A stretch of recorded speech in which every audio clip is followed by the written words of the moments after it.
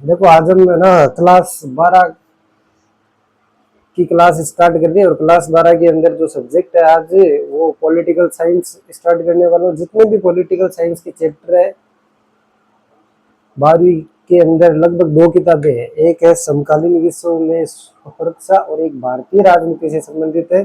उन दोनों में से आज हम स्टार्ट कर रहे हैं समकालीन विश्व में सुरक्षा। समकालीन विश्व में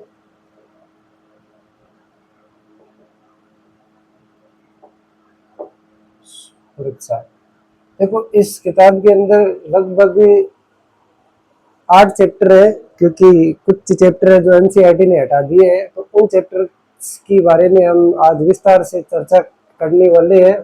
और वीडियो के माध्यम से आपको मैं इतनी आसान भाषा में समझाऊंगा कि इन किताबों के अंदर क्या दे रखा है कि विश्व के अंदर ऐसी कौन कौन सी घटनाएं घटित हुई है जो हमारी राजनीति के संदर्भ में कुछ कहानियां बयां करती है। तो देखो इसमें हमारे इस बुक में जो पहला चैप्टर है उस चैप्टर का नाम है शीत युद्ध का दौर। देखो चैप्टर नंबर जो 1 है उसका नाम है कोल्ड वार। कोल्ड वार मतलब शीत युद्ध। अब देखो शीत युद्ध जो पहला चैप्टर है वो तो वैसे एनसीईआरटी ने हटा रखा है। इसके बाद में जो दूसरा चैप्टर आता है उसका नाम है दो दुर्गता का अंत।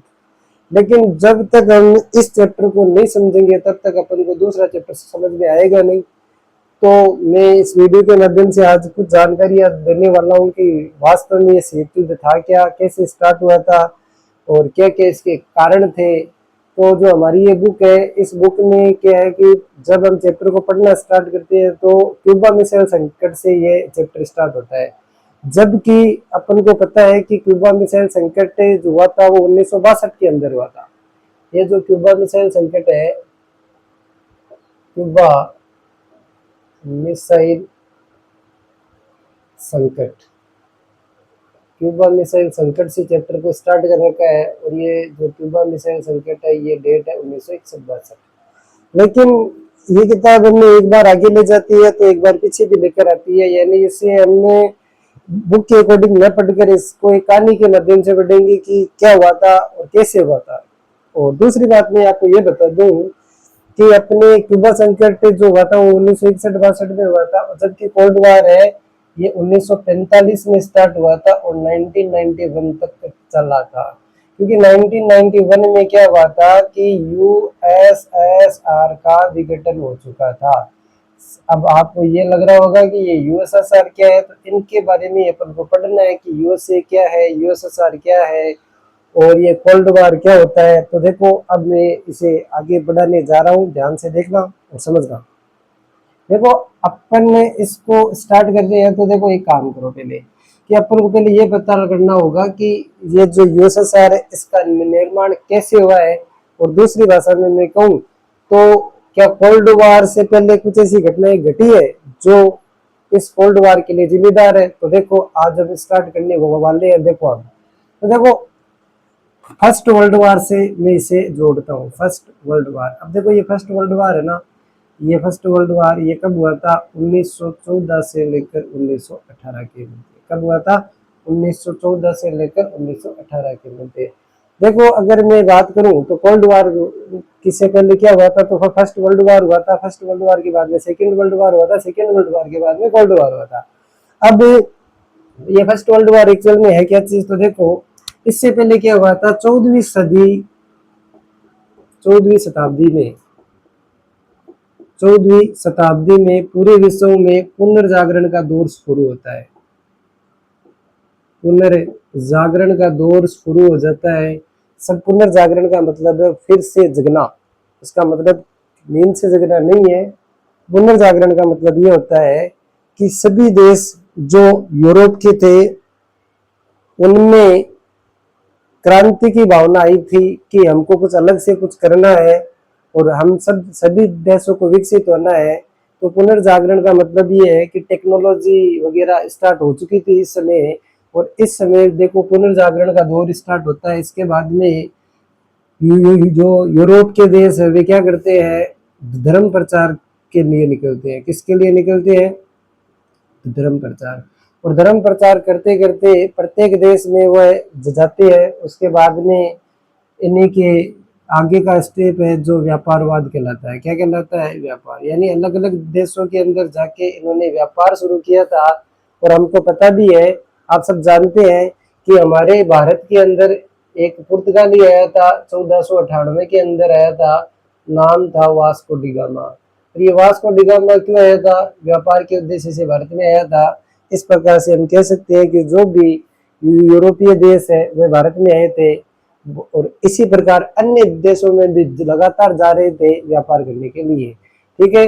और व्यापार के बाद में दौर स्टार्ट होता है औद्योगिकीकरण का। उद्योग धंधे स्थापित करते हैं अलग अलग देशों में जाके। औद्योगिकीकरण का दौर स्टार्ट हुआ था और सभी देश अपने आप को ताकतवर बनाने के लिए लगातार प्रयास कर रहे थे। और इसी समय एक विश्व मंच पर एक घटना घटित होती है, तो उसे हम कोल्ड वॉर के नाम से जानते हैं। देखो कोल्ड वॉर था क्या? तो कोल्ड वॉर में क्या हुआ था कि यूरोप के अंदर एक देश पड़ता है ऑस्ट्रिया। और इसी ऑस्ट्रिया का एक राजकुमार था। और ये ऑस्ट्रिया का राजकुमार सरोजोवा गया हुआ था। सरोजोवा। और वहां पे इसकी क्या हो जाती है? हत्या हो जाती है। क्या हो जाती है? हत्या। ऑस्ट्रिया का राजकुमार था, सरोजोवा गया हुआ था, वहां पे इसकी हत्या हो जाती है। और हत्या का आरोप लगता है किस पर? सर्बिया पर। किस पर लगता है हत्या का आरोप? हत्या का आरोप लगता है एक देश है जो सर्बिया। अब क्या होता है कि सर्बिया पर जैसे ही आरोप लगता है कि हत्या किसने की है? सर्बिया वालों ने की है। तो ऑस्ट्रिया द्वारा इस पे क्या किया जाता है? अटैक कर दिया जाता है। क्या कर दिया जाता है? अटैक, आक्रमण कर दिया जाता है। अब जैसे ही ऑस्ट्रिया आक्रमण करता है तो उस समय क्या होता है? यहीं से शुरुआत मानी जाती है प्रथम विश्व युद्ध की। यहीं से शुरुआत मानी जाती है प्रथम विश्व युद्ध की। यानी इसी समय क्या हुआ था? प्रथम विश्व युद्ध हुआ था। और इसी समय जो ऑस्ट्रिया था, ऑस्ट्रिया का जो साथ दे रहा था वो दे रहा था कौन? जर्मनी दे रहा था। और इसी प्रकार क्या हुआ कि सर्बिया के साथ यूएसएसआर मतलब रूस और इसके अलावा अमेरिका, फ्रांस, ब्रिटेन आदि किसके साथ थे? सर्बिया के साथ थे। और इसी समय क्या होता है कि जर्मनी होता है उसे ये घुटनों पे ला देते हैं। मतलब क्या होता है कि इसे आसानी से हरा देते हैं और इसका विभाजन हो जाता है। और जर्मनी का विभाजन जब हुआ था तो फ्रांस द्वारा भी इस जर्मनी के कुछ क्षेत्रों पर क्या कर लिया गया था? अधिकार कर लिया गया था। इसी प्रकार से अब सारे देश क्या कर रहे थे? अपने अपने विकास को बढ़ाने के लिए, या मैं इस भाषा में बोलूं कि अपनी अपनी पावर बढ़ाने के लिए, अपने आप को और विकसित करने के लिए, ज्यादा पावरफुल बनाने के लिए क्या कर रहे थे? लगातार हथियार, अस्त्र शस्त्रों का निर्माण चल रहा था। इसी के तहत विश्व मंच पे एक और घटना होती है। तो वो घटना क्या? देखो, रूस के अंदर 1917 के अंदर एक क्रांति होती है। रूस के अंदर 1917 के अंदर एक क्रांति होती है। और ये क्रांति किसके नेतृत्व में होती है? तो ये क्रांति होती है 1917 के अंदर लेनिन के नेतृत्व के अंदर। और इसी क्रांति को समाजवादी क्रांति भी कहा जाता है।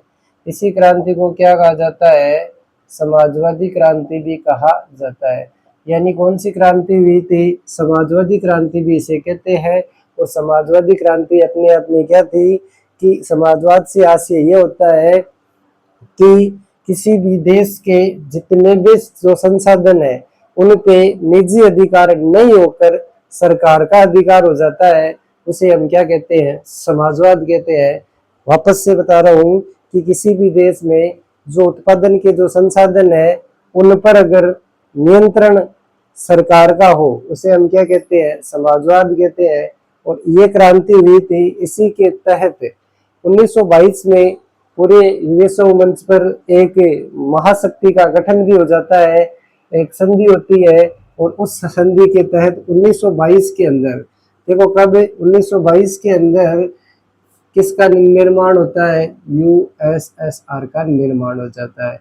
ये यूएसएसआर क्या है, इसे हिंदी में सोवियत संघ कहा जाता है। क्या कहा जाता है, सोवियत संघ कहा जाता है। क्या कहा जाता है, सोवियत संघ। इसी सोवियत संघ की अगर आगे बात करें तो सोवियत संघ या यूएसएसआर का निर्माण 15 देशों ने मिलकर किया था। इसी सोवियत संघ का निर्माण 15 देशों ने मिलकर किया था। ये जो सोवियत संघ है इसमें लगभग कितने गणराज्य थे, 15 गणराज्य थे। और सोवियत संघ को बनाने का उद्देश्य क्या था, ताकि सभी जो संसाधन उन पर नियंत्रण किसका आ जाए, सरकार का आ जाए। क्योंकि जब यहाँ पे पूंजीवादी अवधारणा थी तो उस समय क्या था कि वस्तुओं की कीमतें लगातार बढ़ रही थी, मजदूरों को उतनी मजदूरी नहीं मिल पा रही थी जितने के हकदार थे। तो यहाँ पे एक व्लादिमीर लेनिन के नेतृत्व में जो क्रांति होती है उस क्रांति का नाम ही क्या है, समाजवादी क्रांति। और आपको मैंने अभी बताया था कि इस समय जर्मनी का भी क्या हो चुका था, विभाजन हो चुका था। और जर्मनी के विभाजन के अंदर भी एक संधि हुई थी जो 1919 के अंदर हुई थी। इसे हम वर्साई की संधि के नाम से जानते हैं। वर्साई संधि के अंदर हुआ क्या था कि जितने भी जर्मनी के उपनिवेश थे, उपनिवेश का अर्थ मैं आपको बता दूं कि उपनिवेश का अर्थ यह होता है कि जब कोई ताकतवर देश द्वारा छोटे देशों को या कमजोर देशों को गुलाम बना लिया जाता है या अपने अधीन कर लिया जाता है, उसे हम उपनिवेश कहते हैं। उसे हम क्या कहते हैं, उपनिवेश कहते हैं। तो उसी प्रकार जर्मनी भी एक ताकतवर देशों में से ही था और इसके अनेक छोटे छोटे उपनिवेश थे। और इसी संधि के तहत उन सारों के सारों उपनिवेशों को अलग अलग जो शक्तिशाली देश थे उन्होंने आपस में बांट लिया था। अभी मैंने कुछ समय पहले बताया भी था कि फ्रांस ने भी कुछ क्षेत्रों पर अधिकार कर लिया था। अब जो जर्मनी पूरी तरीके से टूट चुका था, इसके पास ना कुछ बचा था ना कुछ और। लेकिन आपको पता है कि सत्ता एक न एक दिन बदलती है, एक न एक दिन वापस भी कमबैक होता है। 1933 आ जाता है, इस प्रकार क्या आ जाता है, 1933। 1933 के अंदर जर्मनी के अंदर हिटलर का आगमन होता है। किसका आगमन होता है, हिटलर का आगमन होता है। और जर्मनी के अंदर जैसे हिटलर आता है तो ये एक तानाशाह शासक होता है और इसने प्रण लिया था कि जैसा जर्मनी पहले था उसी प्रकार में वापस इसे बना के रहूंगा। और हिटलर द्वारा 1933 में लगातार सेनाएं बनाई जाती है और जर्मनी को वापस से पैरों पर खड़ा करने के लिए इसने अलग अलग क्षेत्र जीतने भी शुरू कर दिए थे। इसी घटनाक्रम को मैं आगे बढ़ाते हुए आपको बता रहा हूँ कि इसी समय क्या हुआ था, इटली के अंदर एक राजा था और इटली का जो था वो कौन था, मुसोलिनी। वो जो काम या जैसी नीति हिटलर की थी उसी प्रकार की नीति किसने अपना रखी थी, मुसोलिनी ने अपना रखी थी। किसने अपना रखी थी, मुसोलिनी ने। इसका भी उद्देश्य यही था कि अपने आप को ज्यादा से ज्यादा क्या करना है, विकसित करना है। एक देश का नाम और आ जाता है जापान। जापान में उस समय क्या था, सैनिक शासन था। तो जापान में उस समय क्या था, सैनिक शासन था। जापान भी लगातार प्रयास कर रहा था कि मैं भी अपने आप को क्या बनाऊं, ज्यादा से ज्यादा शक्तिशाली बनाऊं। और तीनों एक ही दूरी पर काम कर रहे थे, इसीलिए विश्व की राजनीति में इन्हें दूरी राष्ट्र के नाम से जाना जाता है। Italy, Japan, Germany. अब तीनों का मकसद एक ही था कि अपन को क्या करना है, ज्यादा से ज्यादा क्षेत्र जीतने हैं और पूरे विश्व पे राज करना है। तो इन तीनों के देखो मैं आपको अलग अलग उद्देश्य बता रहा हूँ कि इनके उद्देश्य क्या क्या थे। तो देखिएगा इनके उद्देश्य क्या क्या थे। अब देखो कि 1933 के अंदर जब हिटलर आया था तो इसने क्या किया था, तो तीन, देखो कितनी कंट्री है, तीन। एक तो कौन सी, जर्मनी, एक कौन सी, जापान, और एक कौन सी, इटली। अब इन तीनों के क्या टारगेट है, तो जर्मनी यूरोप का स्वामी बनना चाहता था। ये चाहता था कि मैं किसका स्वामी बन जाऊं, यूरोप का स्वामी बन जाऊं, पूरा का पूरा यूरोप मेरे अधीन हो जाए। जबकि जापान की इच्छा क्या थी, तो देखो जर्मनी की इच्छा थी यूरोप का स्वामी बन जाऊं, जबकि जापान की इच्छा थी कि मैं एशिया का स्वामी बन जाऊं। किसका स्वामी बन जाऊं? एशिया का स्वामी बन जाऊं, एशिया का स्वामी बन जाऊं। इटली चाहता था कि भूमध्य सागर व अफ्रीका, भूमध्य सागर व अफ्रीका का स्वामी कौन बनना चाहता था? तो अपना आंसर हो जाएगा इटली। अब तीनों एक धुरी के रूप में कार्य कर रहे थे, तो विश्व राजनीति के अंदर इन्हें धुरी राष्ट्र के नाम से जाना जाता है। ये भी एग्जाम में प्रश्न पूछा जाता है कि धुरी राष्ट्र निम्न में से कौन कौन से है, या निम्न में से कौन सा धुरी राष्ट्र नहीं है? तो Germany, Japan, Italy, Germany, Japan, Italy. इसी के तहत अगर इस श्रृंखला को मैं आगे बढ़ाऊं तो देखो, इन सब का सामना करने के लिए मित्र राष्ट्र थे। इनका सामना करने वाले जो चार मुख्य राष्ट्र थे, वैसे तो मित्र राष्ट्र में छोटे मोटे देश और भी थे, लेकिन मुख्य रूप से जो सामना कर रहे थे वो चार थे। कौन कौन? यूएसएसआर, फ्रांस, ब्रिटेन और America, United state of America. ये चारों देश मिलकर क्या कर रहे थे? इनका सामना करने के लिए तैयार थे। अब लगातार जर्मनी अटैक कर रहा था यूरोप पर, और जापान वाले एशिया के जो क्षेत्र है उनको जीतना स्टार्ट कर रखा था। इटली भी का इनसे कम नहीं था, इसने भी क्या कर रहा था, ये भी क्या कर रहा था, भूमध्य सागर और अफ्रीका के जो देश थे इन पे अधिकार करने की पूरी मंशा इसने जता रखी थी। अब देखो आगे क्या होता है। आगे की अगर बात करूं तो जर्मनी द्वारा 1 सितंबर 1939 को 1 सितंबर 1939 को जर्मनी द्वारा पोलैंड पर अटैक किया जाता है। जर्मनी द्वारा पोलैंड पर अटैक, जर्मनी द्वारा पोलैंड पर जब अटैक किया जाता है तो जर्मनी ने किस पर अटैक किया? बताओ, पोलैंड पर अटैक किया। तो जर्मनी द्वारा जब पोलैंड पर अटैक किया जाता है, यही डेट वो डेट है जिसके बारे में अभी मैं कुछ समय पहले बात कर रहा था। यही से शुरुआत होती है किसकी? सेकेंड वर्ल्ड वार की। यही से किसकी शुरुआत होती है? सेकेंड वर्ल्ड वार की शुरुआत हो जाती है, और पूरा विश्व एक बार फिर से चारों तरफ नजरें गड़ाए रखता है कि अब आगे क्या होगा। इसी समय मैंने बताया था कि जर्मनी द्वारा जब यूएसएसआर पर अटैक किया जाता है, तब यूएसएसआर फ्रांस और ब्रिटेन से मदद की गुहार लगाता है, लेकिन दोनों ही देश यूएसएसआर की मदद नहीं करते हैं। कि मित्र तो थे, लेकिन नाम के मित्र थे, वास्तव में मित्र नहीं थे। उसी समय अमेरिका हमेशा से अलग थलग रहा है, लेकिन इसी समय विश्व मंच पर एक घटना और होती है कि जापान द्वारा, किसके द्वारा? जापान द्वारा अमेरिका का एक सैनिक स्टेशन था, सैनिक स्टेशन यानी मिलिट्री स्टेशन था, उसका नाम था पर्ल हार्बर। क्या नाम था? Pearl Harbor. पर्ल हार्बर पे जापान द्वारा अटैक कर दिया जाता है, उसे उड़ा दिया जाता है। तो अमेरिका इतनी देर तो चुप था, लेकिन अब अमेरिका अपना बदला लेने के लिए क्या करता है? अपनी सेनाएं भेजता है, और ये सेनाएं क्या करती है? इटली, जर्मनी, जापान और इटली को घुटनों पे लाके खड़ा कर देती है। सबसे पहले इनमें से समर्पण करता है इटली, उसके बाद में करता है जर्मनी, और उसके बाद में कौन करता है? जापान। वापस से जर्मनी का विभाजन होता है, वापस से ये उसी स्थिति में आ जाता है जैसे 1919 के अंदर था। अब क्या होता है आगे? तो जापान पे अमेरिका द्वारा अटैक वापस किया जाता है। जो देखो, दो अटैक होते हैं, एक तो 6 अगस्त 1945 को होता है। कब होता है? 6 अगस्त 1945 को होता है। एक होता है 9 अगस्त 1945 को। अब 6 अगस्त को जो अटैक होता है वो हिरोशिमा पर होता है, और 9 अगस्त को जो अटैक होता है वह नागासाकी पे होता है। और दोनों के दोनों इतने भयानक परमाणु अटैक थे कि इसका जो ये परमाणु बम था ये 15 किलोवाट का था, और ये था 21 किलोवाट का। ये 15 किलोवाट का था, इसका नाम था लिटिल बॉय। क्या था बताओ? Little boy. और ये जो था इसका नाम था फेटमैन। क्या नाम था? फेटमैन। और पूरा के पूरे दो बड़े शहरों को तबाह कर देता है कौन? अमेरिका।